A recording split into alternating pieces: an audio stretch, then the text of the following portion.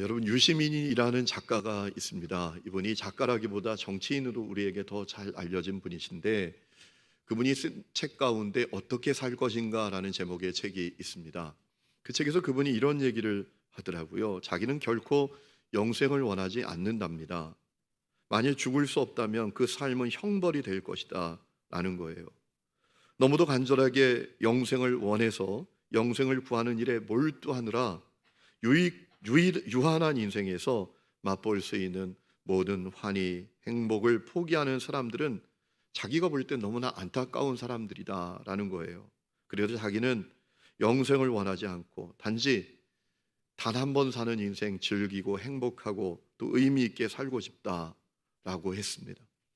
제가 그 책을 보면서 그런 마음이 들었습니다. 이분이 큰 오해를 하고 있구나. 유물론적인 사고에서 나오는 큰 오해를 이분이 갖고 있구나라는 마음을 갖게 됐습니다. 세 가지 오해를 갖고 있는 것 같아요. 첫 번째는 인생이 죽으면 끝이다라고 생각하는 오해입니다. 여러분, 사람이 죽으면 끝입니까? 그렇지 않죠. 성경 우리에게 뭐라고 말하고 있습니까? 한 번 죽는 것은 정하신 거고 그 후에 심판이 있다라고 했습니다. 여러분, 죽으면 모든 것이 끝나는 게 아닙니다. 죽음 이후에 영생과 영벌이 있습니다. 그걸 그분이 잘 모르는 거죠. 그분이 가진 두 번째 오해가 있더라고요. 신앙생활을 너무나 고리타분하고 구닥다리 같은 것으로 생각하는 겁니다. 여러분, 신앙생활이 고리타분합니까? 구닥다리 같습니까? 아니죠. 여러분, 신앙생활은 행복으로 기쁨으로 가득한 것 아니겠습니까? 시편 4장에 다윗은 뭐라고 백했습니까? 주께서 내 마음에 두신 기쁨은 곡식과 새 포도주가 넘칠 때보다 더하다. 오늘 버전으로 번역한다면 이런 거 아니겠습니까? 주님께서 내 마음에 두신 기쁨은 내 통장에 100억이 있는 것보다 더 큰 기쁨이다. 아멘이십니까? 여러분, 신앙생활은 결코 구닥다리 같은 게 아닙니다. 고리타분한 게 아닙니다. 우리 예수님은 우리가 기쁨 가운데 살기를 원하고 계시죠. 심지어 예수님께서 혼인잔치집에서 포도주가 떨어졌을 때 포도주 만들어 주실 정도로 우리가 기쁘게 행복하게 살기를 원하시는 것이 우리를 향한 주님의 마음 아니겠습니까? 세 번째, 그분이 가진 오해가 있더라고요. 신앙생활의 목적이 죽음 이후의 영생이다라는 거예요. 물론 맞지요. 우리 신앙생활의 목적이 죽음 이후의 영생이기도 하지요. 그런데 여러분, 그것만이 목적입니까? 신앙생활에 아주 중요한 목적이 있지요. 지금 여기서 영생을 누리고 지금 여기서 천국을 누리는 것이잖아요. 누가복음 17장에 보면 바리새인들이 예수님께 와서 묻습니다. 하나님의 나라가 어느 때 임합니까? 그때 예수님께서 뭐라고 대답하셨습니까? 하나님의 나라는 보이게 임하는 게 아니다. 여기 있다 저기 있다도 못한다. 하나님의 나라는 너희 안에 있느니라. 아멘. 여러분, 신앙생활의 목적은 지금 여기서 천국을 누리는 겁니다. 지금 여기서 하나님의 나라를 누리는 거예요.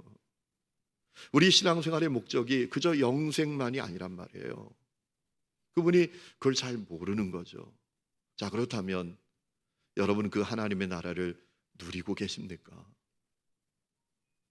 지금 하나님의 나라를 여러분 속에 누리고 계십니까? 여러분 가정 속에 하나님의 나라가 임했습니까? 여러분, 이것은 대단히 중요한 문제입니다. 만일 그렇지 못하다면 우리 신앙이란 게 그저 세상 사람들의 눈에는 너무나 고리타분하고 구닥다리처럼 보일 뿐일 것입니다. 우리가 지금 하나님의 나라를 누리는 것, 우리 가정 속에 하나님의 나라가 임해 있는 것은 너무나 중요한 문제입니다. 여러분에게 하나님의 나라가 임했습니까? 누리고 계십니까? 그럼 오늘 우리가 읽은 말씀은 그 부분에 대해서 아주 중요한 답을 우리에게 주고 있는 말씀이에요.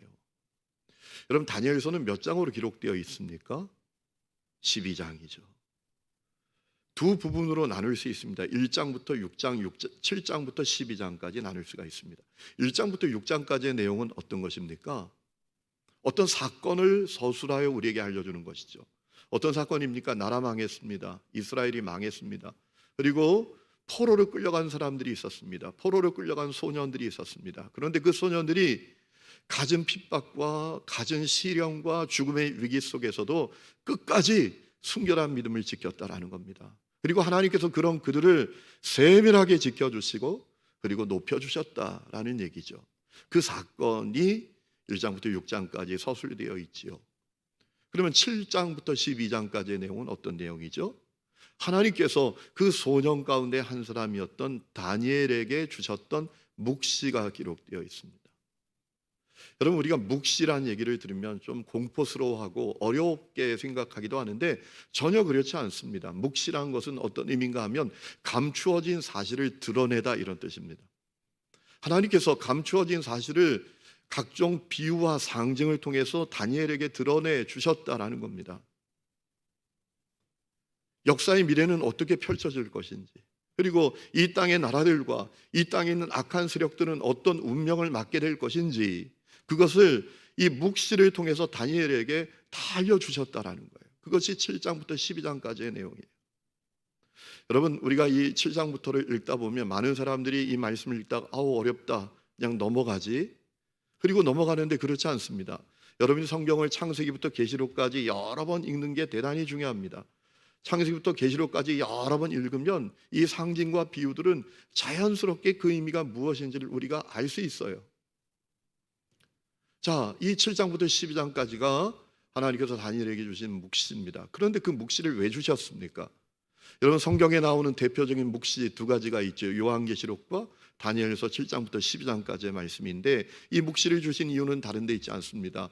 미래를 지혜롭게 준비하고 현재를 바르고 올곧게 살아가도록 주신 말씀이에요. 여러분, 오늘 1절 우리 읽지 않았지만 1절 말씀을 보니까 하나님께서 다니엘에게 이 묵시를 주셨던 때를 우리에게 알려주고 있습니다. 언제였습니까? 바벨론의 벨사살 왕 원년이었다라고 했습니다. 주전 552년 정도라고 생각해 볼 수 있습니다. 이때 벌써 다니엘의 나이는 70 정도 됐을 것입니다. 이 다니엘의 나이 70 정도 된 것을 여러분들이 계산할 수 있는 방법을 지난번에 알려드렸잖아요. 여러분, 이 이스라엘이 바벨론에게 첫 번째로 패배했던 때가 주전 605년입니다. 그때 이 다니엘이 포로로 끌려가게 되지요. 그때 끌려올 때 벌써 14살에서 17살 정도 나이가 됐다라고 생각해 볼 수 있습니다. 그러니까 주전 552년, 553년 이 정도 해가 됐다라는 것은 다니엘의 나이가, 소년 다니엘이 나이가 70은 됐구나라고 생각해 볼 수 있는 겁니다. 그의 나이 한 70어간 되었을 때 어느 날 환상 가운데 하나님께서 그에게 묵시를 주셨다라는 얘기예요. 자, 그 묵시의 내용은 무엇입니까? 오늘 3절 우리 읽지 않았지만 앞부분 말씀해 보니까 이 다니엘이 큰 짐승 넷이 바다에서 올라오는 것을 보았다라고 했습니다. 성경에서 바다는 무엇을 상징하는가 하면 세상을 상징합니다. 세상에 큰 짐승 넷이 일어났다라는 얘기입니다. 그럼 이 큰 짐승 넷은 누구를 가리키는 걸까요? 무엇을 가리키는 걸까요? 다니엘도 그 환상을 보고는 잘 몰랐습니다. 오늘 우리가 읽은 말씀해 보니까 번민했다 그랬죠. 이게 도대체 뭐야? 그렇게 꿈을 잘 해석했던 다니엘도 이 환상의 의미는 도대체 모르겠던 거예요. 그래서 하나님을 모셔선 천사들 가운데 한 사람에게 물었다라는 겁니다. 그가 알려주었다라는 거죠. 뭐라고 알려주었습니까? 오늘 우리가 읽은 17절 말씀을 보니까 그 큰 짐승 넷은 세상에 일어날 내 왕이다 라고 알려주셨다라는 거예요. 그러니까 이 큰 짐승 넷은 세상에 일어날 내 나라, 내 왕들이었다라고 알 수 있다라는 것입니다. 여러분, 그래서 다니엘이 자기가 본 그 네 짐승, 큰 네 짐승의 모습을 하나하나 우리에게 소개하는데요, 그 모습이 상당히 기괴합니다. 하나같이 하나님의 창조 질서에 반하는 모습이에요. 왜냐하면 짐승이 서로 섞여 있어요. 여러분, 같은 종이 교미를 해서 섞이는 건 이해가 가는데 다른 종이 섞여 있는 모습이다라는 거예요. 우리는 이 짐승의 모습을 통해서 이 왕, 이 네 나라의 성격에 대해서 알 수 있어요. 반하나님적이고 반성경적인 나라가 일어났다라는 얘기죠. 자, 4절에 보면 이 첫째 짐승의 모습을 소개합니다. 사자와 독수리의 혼합이었다라는 겁니다. 모양은 사자 같은데 독수리 날개를 가졌다라는 겁니다. 여러분, 사자, 독수리 모두 포악하고 공격적인 육식 동물이잖아요. 이 첫째 짐승의 성격을 우리가 헤아릴 수 있는 것이죠. 아주 포악한, 그런 나라, 그런 왕이었다라고 생각해 볼 수 있는 겁니다. 여러분, 사전을 말씀해 보니까 이 첫째 짐승이 날개가 뽑혀서요, 사람처럼 두 발로 섰고 사람의 마음을 받았다라고 했습니다. 여러분, 이 첫째 짐승은 어느 나라를 상징하는 걸까요?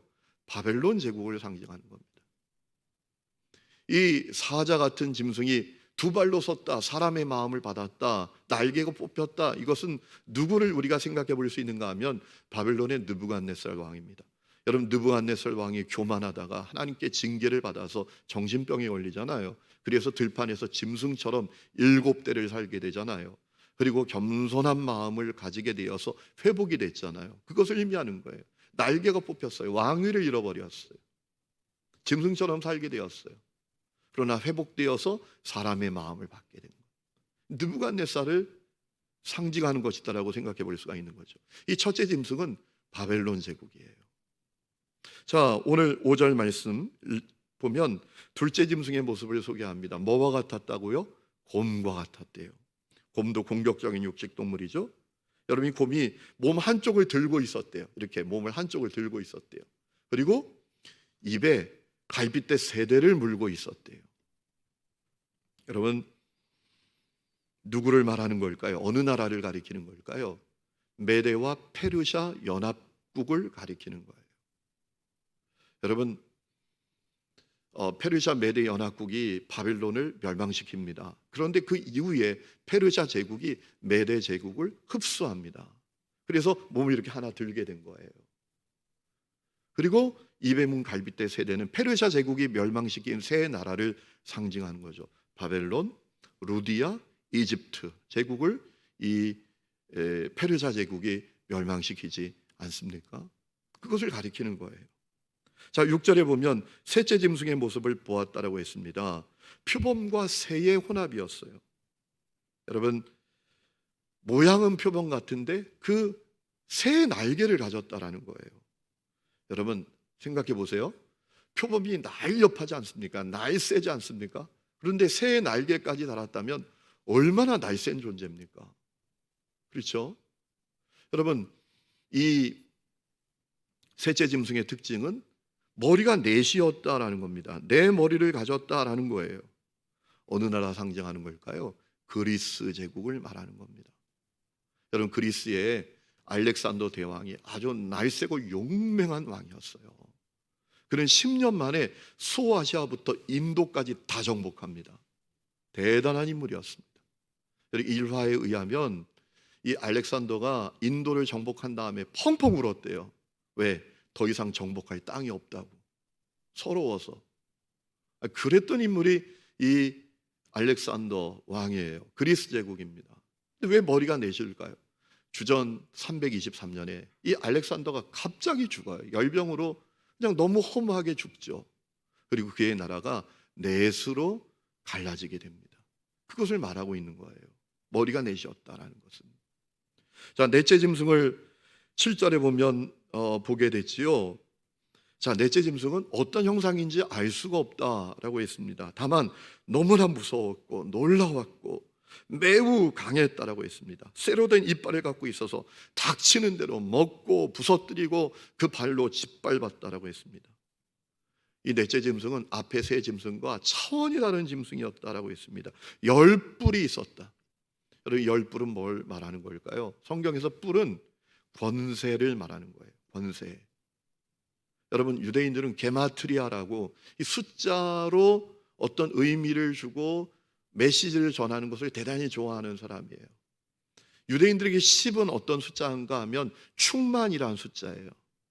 충만이라는 숫자. 그러니까 10뿔은 어떤 의미를 갖고 있는가 하면 이 넷째 짐승이 대단한 권세, 권력을 가졌다라는 거, 엄청난 권세와 권력을 가진 나라였다라는 거예요.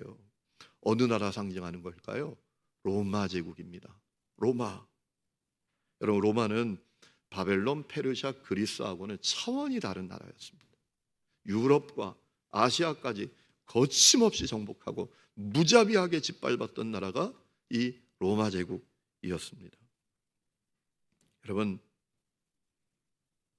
놀랍지 않나요?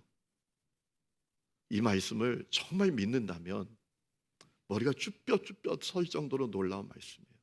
아니, 주전 552년에 수백 년 뒤에 일어날 일을 정확하게 다 하나님께서 다니엘에게 보여주신 거예요.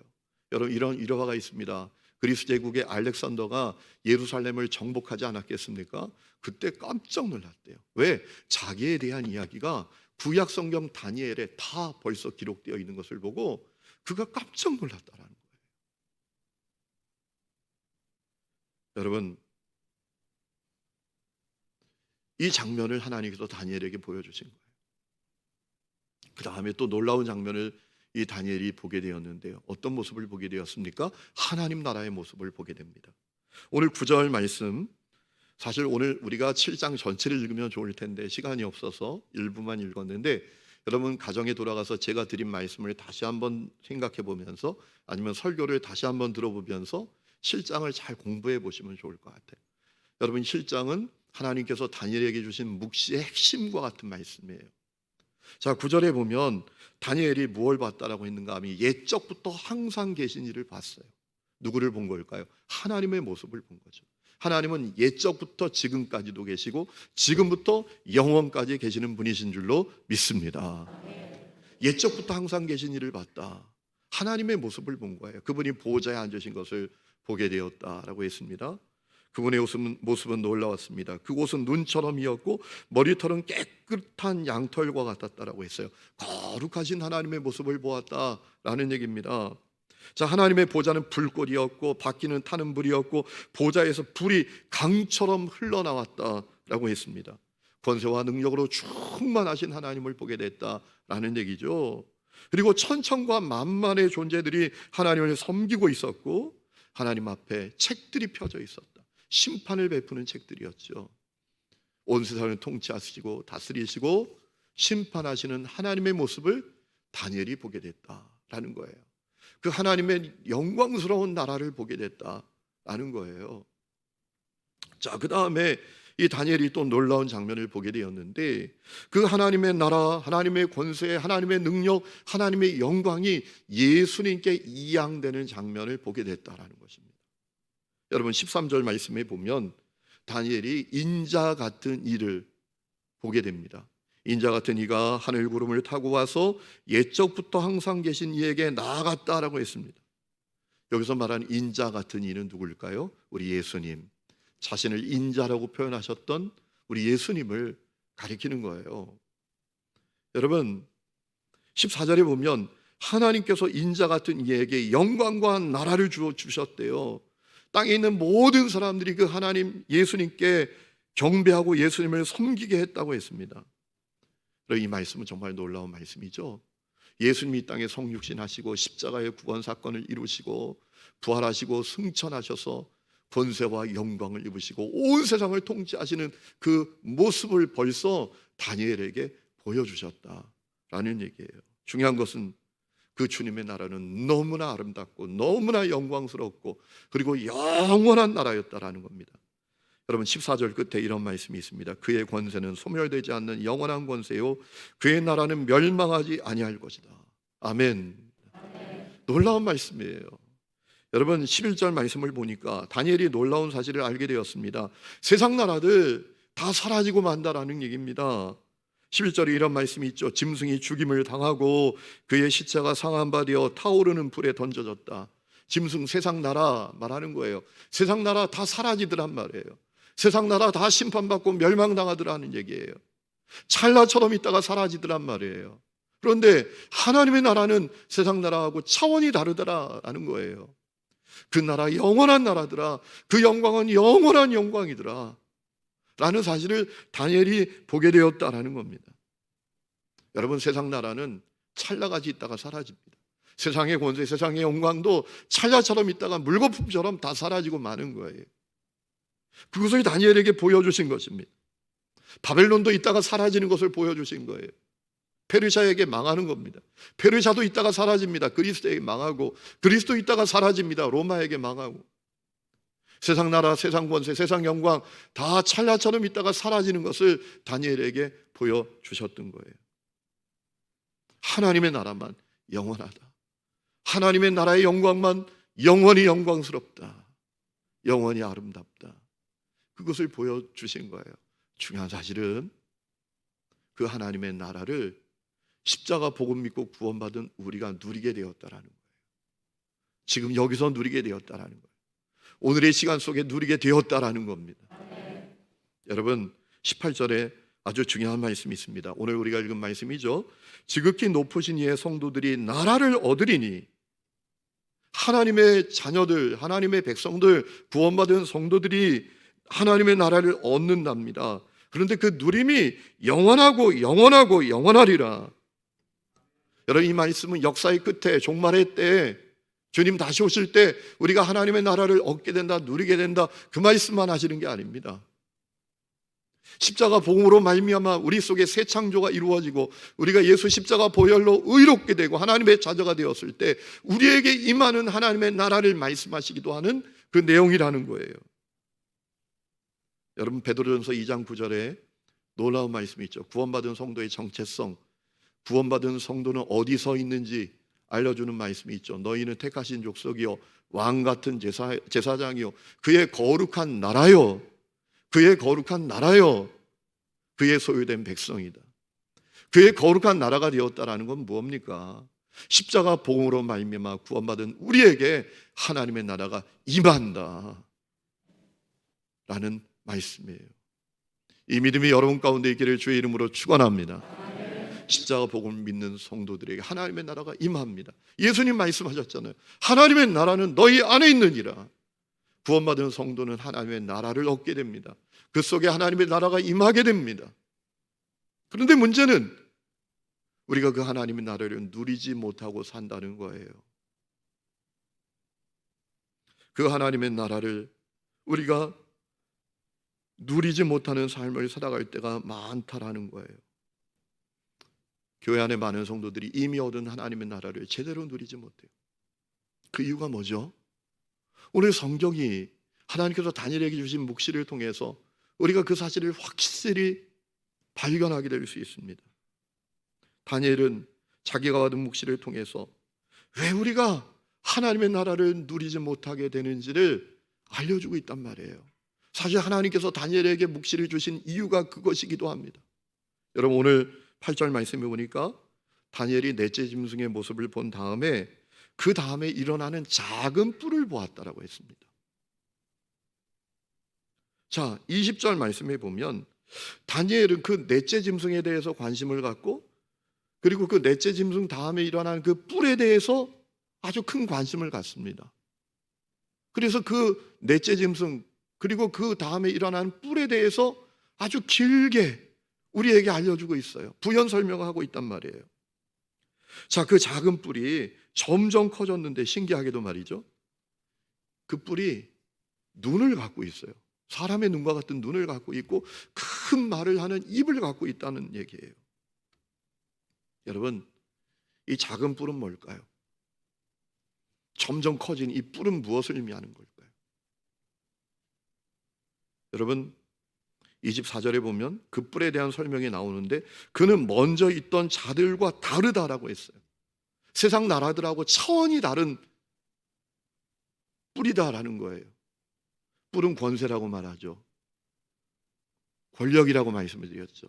그러니까 무슨 얘기인가 하면 세상에 엄청난 권세와 능력을 가진 뿔이 일어난다라는 거예요.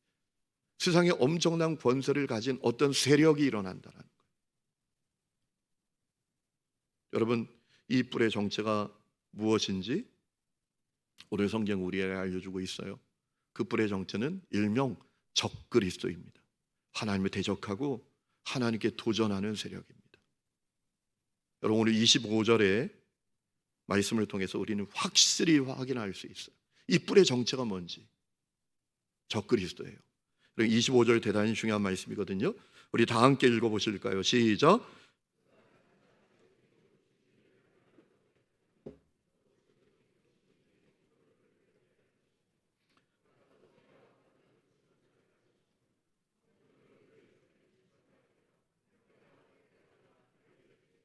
아멘. 여러분 이 뿔에 대해서 얘기하는 거예요. 다른 뿔이 일어났어요. 다른 뿔이 점점 커졌어요. 그 뿔의 정체가 뭔지, 이 뿔의 정체가 적그리스도구나, 하나님을 대적하고 하나님께 도전하는 세력이구나라는 사실을 이 25절 말씀을 통해서 확실히 우리는 알게 되잖아요. 여러분, 이 세력이 하는 일이 있습니다. 25절 말씀, 여러분이 읽은 말씀을 보면 크게 네 가지를 하죠. 첫 번째는 하나님을 대적합니다. 그가 장차 지극히 높으신 이 하나님이죠. 그분을 대적합니다. 그분을 말로 대적합니다. 두 번째는 구원받은 성도들을 핍박합니다. 또 지극히 높으신 이의 성도들, 우리들을, 구원받은 성도들을 괴롭게 할 것이며 성도들을 박해하고 핍박한단 말이에요. 세 번째는 하는 일은 그가 또 때와 법을 고치고자 할 것이다. 때와 법을 고친다는 게 뭐예요? 하나님을 예배하는 때, 하나님께 예배하는 방법을 자기 마음대로 고친다라는 거예요. 하나님 믿는 방법도 자기 마음대로 고친다라는 거예요.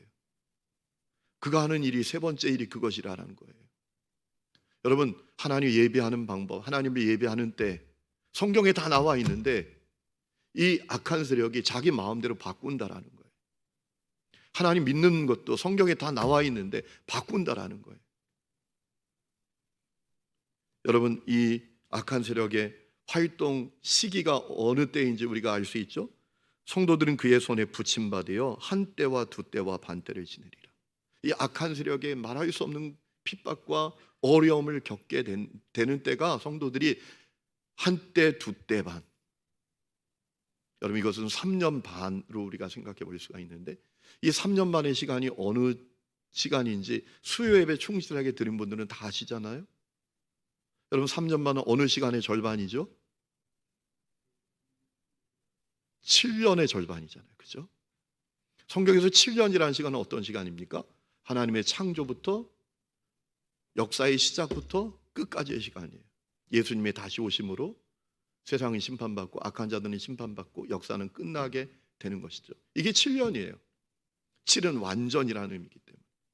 그러면 7년의 절반이 이 한때, 두 때 반, 3년 반의 시간은 어떤 의미를 말하는 걸까요? 예수님의 초림부터 예수님의 재림까지의 시간이에요.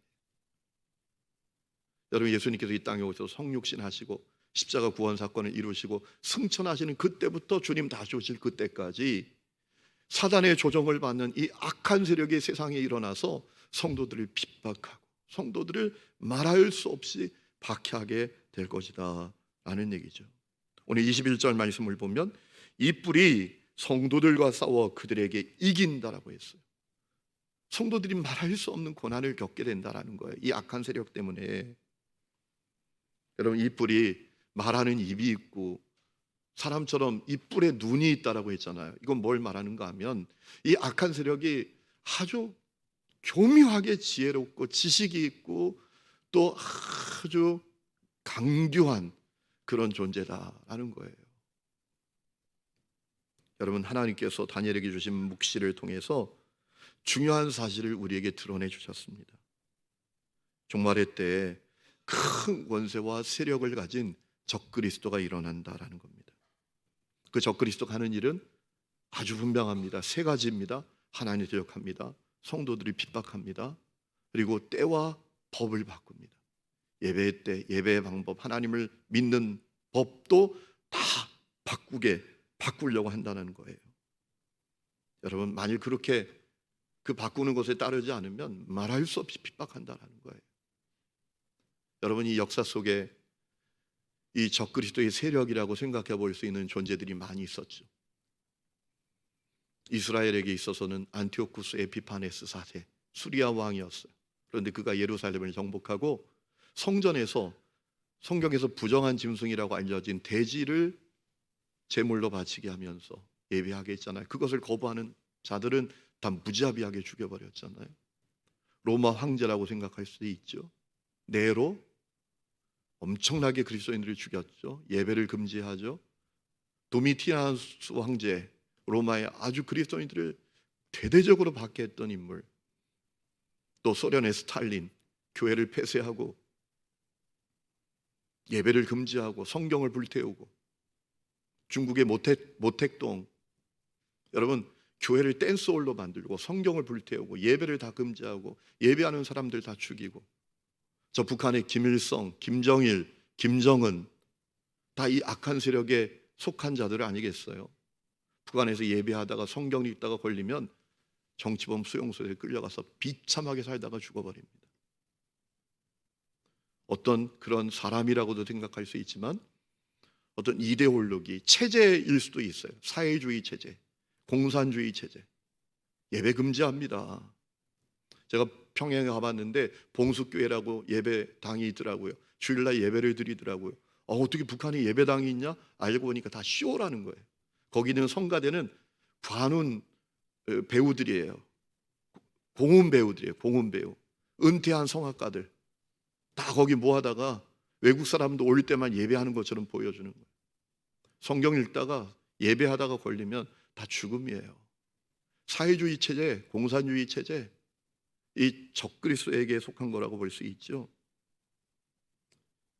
여러분, 이 적그리스도는 구원받은 성도가 하나님의 나라를 누리지 못하도록 방해하고 박해합니다.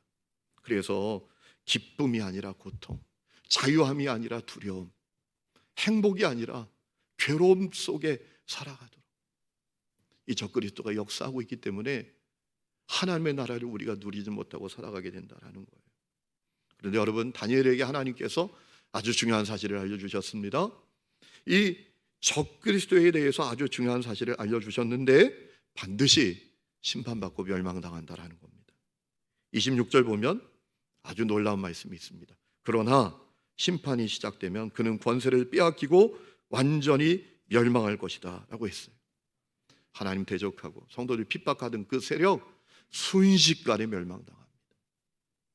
악소리도 못하고 멸망당하게 된다는 거예요. 그리고 성도들은 승리하게 된다는 겁니다. 22절 말씀 보세요. 옛적부터 항상 계신 이가 와서 지극히 높으신 이의 성도들을 위하여 원한을 풀어주셨고 때가 이름에 성도들이 나라를 얻었더라. 아멘. 고난과 핍박 가운데에서도 박해 가운데에도 순결한 믿음을 지킨 성도들 승리하게 해주신다라는 거예요. 그들에게 영원한 나라를 주신다라는 거예요. 여러분, 하나님께서는 묵시를 통해서 다니엘에게, 아니 오늘 우리에게 역사의 미래가 어떻게 펼쳐질 것인지, 이 땅의 세속적인 나라들과 악한 세력들 그 운명이 어떻게 될 것인지 다 알려주셨습니다. 그러므로 오늘 이 말씀을 보는 우리들은 여러분 어떻게 살아야 되겠습니까? 두 가지 중요한 태도가 우리에게 필요합니다. 첫 번째는 영적인 분별력을 가져야 합니다. 여러분, 이 세상 나라 영원하지 않습니다. 이 세상의 어떤 권세도 영원하지 않습니다. 이 세상의 어떤 영광도 영원하지 않습니다. 오직 하나님의 나라만 영원하고 하나님의 권세만 영원하고 하나님의 영광만 영원한 것을 믿으시기 바랍니다. 그래서 하나님을 두려워하고 하나님께 희망을 두고 살아야 돼요. 세상에 희망 둘 것 없어요. 세상 나라에 의지할 것 없어요. 세상 권세에 의지할 것 없어요. 오직 하나님께 희망을 두고 살아야 된다는 겁니다.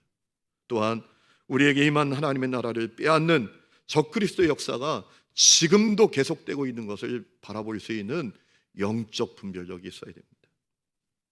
여러분, 그 적그리스도의 역사는 때로는 세상 정부와 세상 권세와 또 이데올로기와 문화와 언론과 예술, 어떤 유행을 장악하고 역사할 수 있어요. 어떤 것인지 구체적으로 우리가 알 수는 없지만 여러분, 되어지는 현상을 보면 알 수 있어요. 하나님을 비방하고 하나님께 도전하고 성도들을 박해하고 예배하는 때와 방법을 바꾸려고 하고 하나님을 믿고 섬기는 방법과 때를 바꾸려고 하면 의심해 볼 만한 거예요. 영적 분별력을 가져야 합니다. 여러분, 국회에서 지금 동성애가 발의되어서 통과를 앞에 두고 있어요. 창조 질서를 완전히 부정하는 동성애를 합법화하는 법이 계류되어 있는데요. 그게 통과되면 어떤 일이 벌어질까요? 성경을 바꾸려고 하는 거예요. 서구에서 일어나는 일입니다. 동성애 합법화하면 그것으로 끝날 것 같죠. 그들이 다음에 요구하는 게 있어요. 그러면 성경을 이제 바꿔라. 성경이 동성애 죄라고 했으니까 성경 내용을 바꾸라. 이렇게 요구한다라는 거예요. 그게 서구에서 벌어지는 일이에요. 영적인 분별력을 가져야 돼요. 여러분, 오직 예수님으로만 구원받고 예수님을 통해서만 우리가 구원을 받을 수 있다라고 성경이 말하고 있는데 오늘 어떤 기관이나 어떤 연합단체에서는 아니다, 왜 꼭 예수로만 구원받냐, 종교다원주의를 말하고 그것이 지금 이 일반적인 정서다 이렇게 하면서 거기에 대해서 성경대로 믿는 사람들을 박해하는 그런 흐름들이 있어요. 분별해야 합니다. 우리가 아무거나 지지하고 아무데나 동조하고 아무 것에서나 환호해선 안 된다라는 거예요. 여러분, 지난주에 우리나라 여성 배우가 오스카 여우조연상을 수상했잖아요. 역사적인 일입니다. 축하할 일입니다. 그러나 그 이면에 있는 영적인 분별력을 우리가 가져야 돼요. 여러분, 이 오스카 여우조연상을 수상하는 사람에게 주어지는 상은 상금은 없습니다. 다만 주어지는 게 44만 원짜리 트로피 하나입니다. 제작비가 44만 원밖에 되지 않는데요. 그 트로피 하나 주고 끝나는데 대신 2억 원 상당의 선물 백을 준다고 합니다. 그 백 이름이 오스카 스웨그 백이라고 하는 백인데요. 2억의 가치의 선물이 담겨 있는 백입니다. 뭐 구체적으로 예를 들면 그 백 안에는 리조트 숙박권, 지방 흡입 시술권, 또 뭐 고급 술, 과자 이런 것뿐만 아니라 대마초 제품이 상당하게 들어있다라는 거예요. 24K 금으로 만든 대마용액 카트리지, 대마용액, 대마 성분이 들어간 각종 제품과 약품들이 가득하게 들어있다라는 거예요. 여러분, 왜 그렇게 할까요? 그리고 왜 그런 것이 있다고 그들이 공공연하게 밝힐까요? 여러분, 그 면에 있는 어떤 사단의 강교한 전략을 우리가 꿰뚫어야 돼요. 영적인 분별력을 가져야 돼요. 일반화시키는 겁니다. 경계심을 허무는 거예요. 뭐 대마 문제 아니네, 이런 마음을 사람들이 갖기는 거예요. 아니, 저렇게 훌륭한 사람들에게 주는 상이면, 선물이면 대마 문제 아니잖아. 그래서 사람들로 하여금 경계심을 허물게 하고 일반화시켜서 사람들을 타락시키고 멸망하게 만드는 사단의 그 역사가 그 이면에 흐르고 있는 것, 영적인 분별력을 가져야 됩니다. 또 하나는 세상 나라에 굴복하지 말고 맞서 싸워야 돼요. 적그리스도에게 맞서 싸워야 합니다. 여러분, 세상 나라 영원하지 않습니다. 세상 권세도 영원하지 않습니다. 적그리스도 심판받고 멸망하게 될 것입니다. 그러니까 그 세상에 무릎 꿇지 말아야 돼요. 그 세상이 주는 미끼, 그 달콤함 물지 말아야 합니다. 때로는 우리가 순결한 믿음을 지키고 성경대로 믿으며 살아갈 때 때로는 손해가 오고 박해가 오고 불이익이 있더라도 끝까지 우리가 싸워야 돼요. 물러서지 말아야 돼요. 끝까지 순결한 믿음을 지켜야 합니다. 이긴 싸움에서 지지 말아야 돼요. 여러분, 세상의 그 악한 나라들, 또 그 악한 적그리스도의 세력들 다 심판받고 멸망받는다고 알려주셨잖아요. 묵시를 통해서. 우리는 이긴 싸움을 하는 거예요. 이긴 싸움에서 지면 안 된다라는 거예요. 예수님도 그 싸움에 대해서 말씀하신 적이 있죠. 마태복음 10장 22절에 보면 너희가 내 이름으로 말미암아 모든 사람에게 미움을 받을 것이나 끝까지 견디는 자는 구원을 얻으리라 라고 말씀하셨고요. 마태복음 24장 9절에 보면 그때 사람들이 너희를 환난에 넘겨주겠으며 너희를 죽이리니 너희가 내 이름 때문에 모든 민족에게 미움을 받으리라. 그러나 끝까지 견디는 자는 구원을 얻으리라 라고 하셨어요. 끝까지 싸워야 합니다. 순결한 믿음을 지켜야 됩니다. 세상이 주는 달콤함, 내 손에 잡히는 것, 내 삶을 편리하게 해주는 것, 그것 때문에 무릎 꿇지 말아야 합니다. 그럼 지는 싸움을 하는 거예요. 여러분, 그러기 위해서 우리에게 필요한 게 있습니다. 주님의 통치가 내게 임하는 것입니다. 주님의 통치가 내 존재와 내 삶의 모든 영역에 임하게 하는 것입니다. 제가 좋아하는 이야기가 하나 있습니다. 어떤 사람이 기도합니다. 간절히 기도합니다. 하나님, 이 도시에 주님의 나라가 임하게 해주십시오. 이 나라에 주님의 나라가 임하게 해주십시오. 주여, 세계 열방에 주님의 나라가 임하게 해주십시오. 간절히 기도할 때 세미한 주님의 음성이 들려왔다라는 거예요. 그 기도를 중단해라. 그리고 땅에 원을 하나 그려라. 그리고 네가 그 원 속에 들어가라. 그리고 너의 기도를 이렇게 바꿔라. 그 원 안에 있는 자에게 주님의 통치가 이루어지게 해주십시오. 그 기도를 시작하라 라는 음성이 들려왔다라는 거예요. 여러분, 내게 주님의 통치가 이루어지도록 해야 합니다. 다시 말하면 내가 날마다 주님과 동행하고 주님과 연합하고 매일매일 순간순간 주님께 순종하는 그 삶이 우리에게 시작되어야 합니다. 오늘 어린이 주일입니다. 어린이 주일이 되면 교회에서도 아이들에게 선물을 주고 부모들도 자녀들에게 선물을 많이 주지요. 그런데 여러분, 부모가 자녀에게 줄 수 있는 최고의 선물은 무엇일까요? 부모 자신에게 주님의 통치가 이루어지는 삶이에요. 그것이 부모가 자녀들에게 줄 수 있는 최고의 선물이라고요. 그러면 그 선물을 주면 우리 자녀들의 삶 속에 주님의 통치가 일어납니다. 지난주에 제 동기 목사님 아버님이 소천하셔서 문상을 갔더니 제가 1등으로 문상을 갔더라고요. 새벽기도 끝나고 갔더니 1등이에요. 밥을 같이 먹다가 갑자기 눈물을 찔끔찔끔 흘려요. 힘들지? 그랬더니 난 이제 고아야. 난 이제 고아야 그러는 거예요. 여러분, 부모는 자녀를 다 떠날 때가 옵니다. 그러나 나는 내 자녀를 떠나도 주님은 내 자녀에게 함께 하시도록 부모인 우리들이 먼저 주님의 통치를 내 자녀에게 물려줘야 돼요. 그러면 영적인 분별력도 가지고 또 악한 세력에 지지 않는 순결한 믿음을 갖고 승리하는 삶을 사는 겁니다. 오늘 그 은혜가 여러분에게 임하기를 주의 이름으로 축원합니다. 우리 시간에 찬양 부르고 기도하는 시간을 갖겠습니다. 주님 다시 오실 때까지 나는 이 길을 가리라. 때로는 좁고 험해도 주님께서 나에게 주신 십자가 가지고 나는 이 길을 가리라. 이 마음을 주님께 올려드리면서 우리 주님께 찬양을 올려드리겠습니다.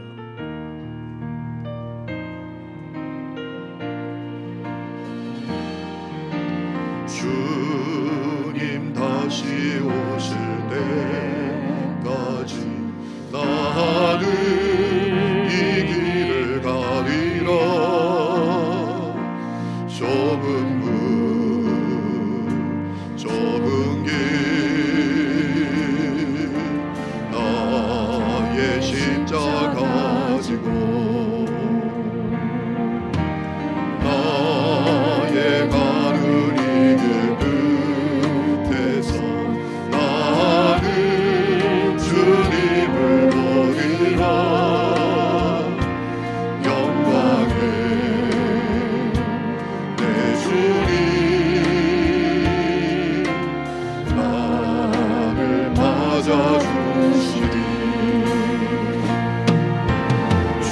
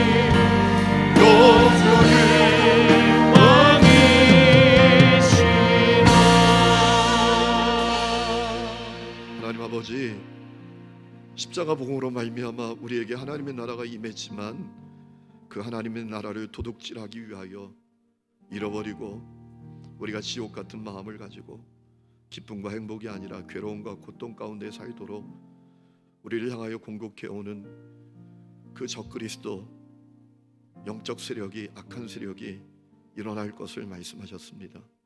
오늘도 그 역사가 진행되고 있는 것을 느낍니다. 주여, 우리가 영적인 분별력을 가지고 절대로 지지 않고 맞서 싸우며 순결한 믿음을 지키며 어떤 손해와 어떤 불이익과 어떤 고난이 있을지라도 끝까지 이기는 저희 모두가 되게 하여 주시옵소서.